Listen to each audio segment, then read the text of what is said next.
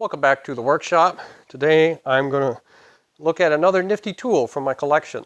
This is a Yankee Handyman 633H drill. Screwdriver drill, Yankee screwdriver. It's got a lot of different names.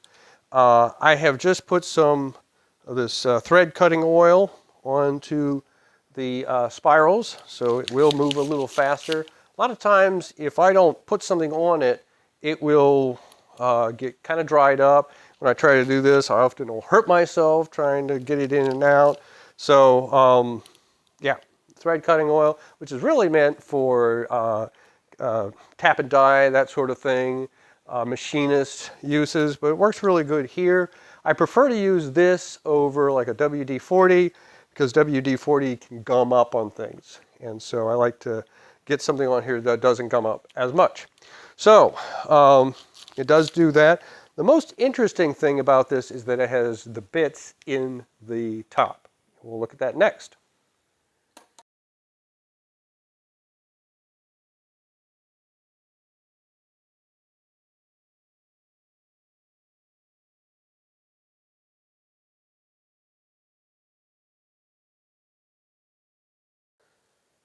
Now, I don't know how many of these bits in here actually go with this tool. I bought this tool at an antique store in Virginia, in the mountains of Virginia.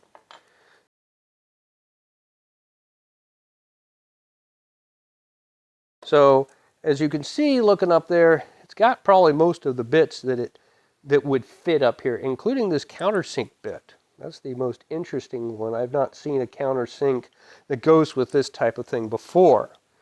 Now, let's see, without having it go down the hole, there we go. Oh, there's one more. So what we end up with is a number of slotted screwdrivers. There's a Phillips screwdriver, and then several actual drill bits. Or, well, yes, drill bits. I was going to say almost a spoon bit, but that's not a spoon bit. That's something else. An older style of drill bit, so it doesn't have that spiral, the spiral fixture of a drill bit that we know today. It's got a different kind of cut to it. So, so it comes with 5 of these drill bits, 3 slotted screwdrivers, and this Phillips screwdriver. I'll be honest with you, I have tried using the slotted screwdrivers with this type of thing, and they don't work very well for me, probably because I'm a younger person, and I didn't grow up with using this for this type of application. But they are very nice slotted bits. And then the Phillips bit, and this is why I'm not sure that this actually came with it, because it has different information on the side here that none of these things have. I mean, they do have some wording, maybe how large they are. This one says 331, or is that? Yeah, 331 is stamped on this one. I don't see anything there. I don't see, oh, there's something at the very top. 331 is on this one as well, but maybe not on this one. Well, there is something. Yeah, all of these have 331 on them. This one does not. So I'll show a close-up of what this one shows.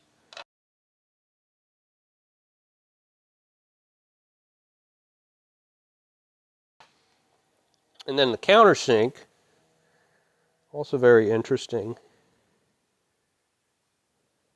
If there's something on there, my eyes can't see it.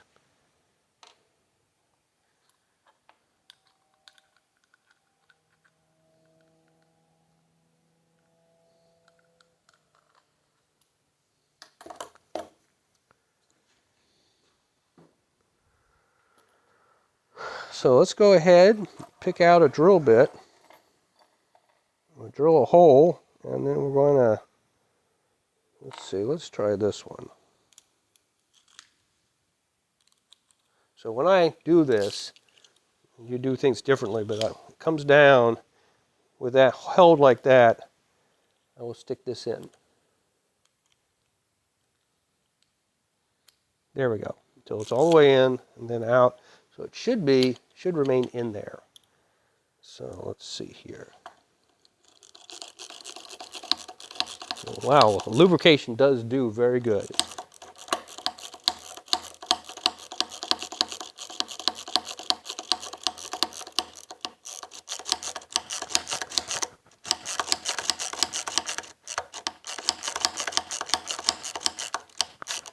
Okay, we get the idea.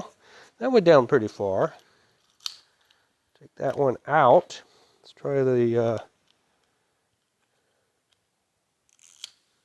okay.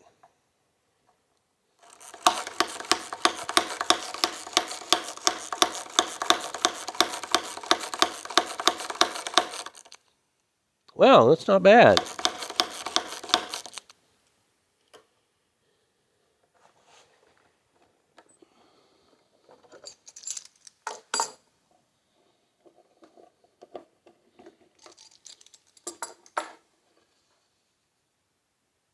So here's our hole with a little bit of the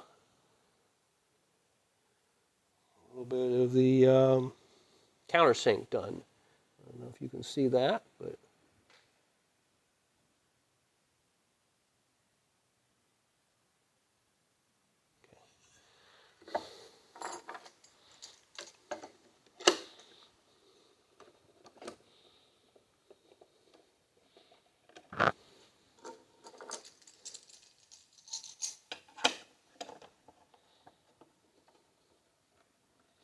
let's get a screw.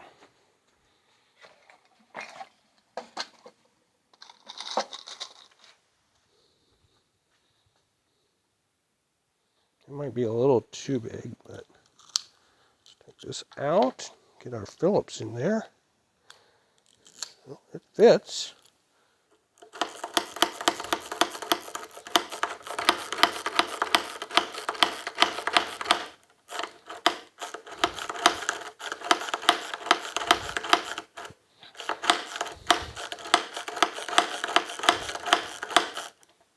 Well, it's not all the way in, but it's in enough. It's not coming out.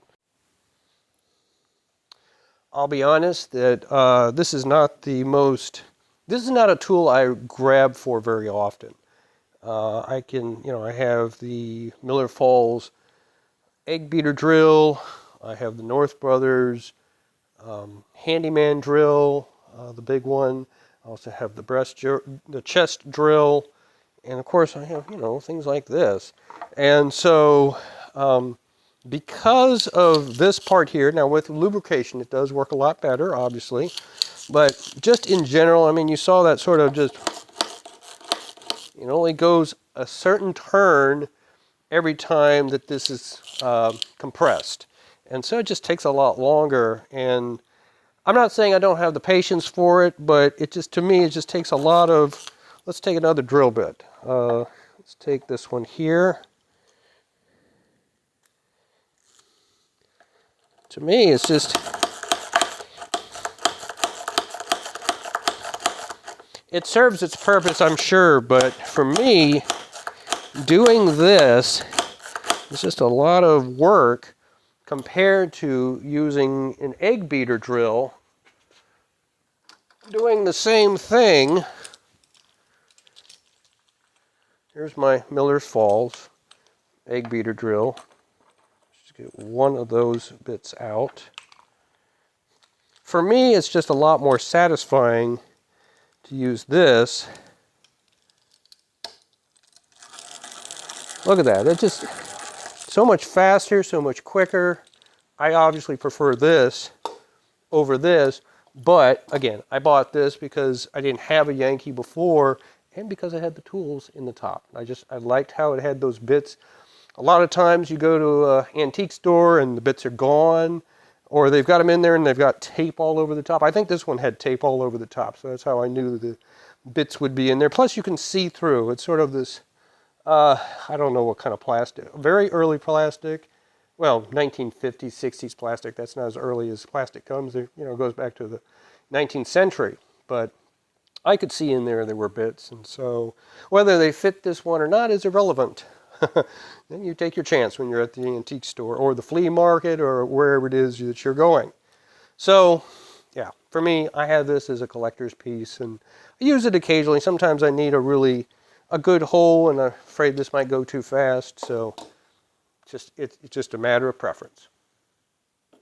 So, that's a use of the Yankee Handyman 633H Yankee drill, Yankee screwdriver.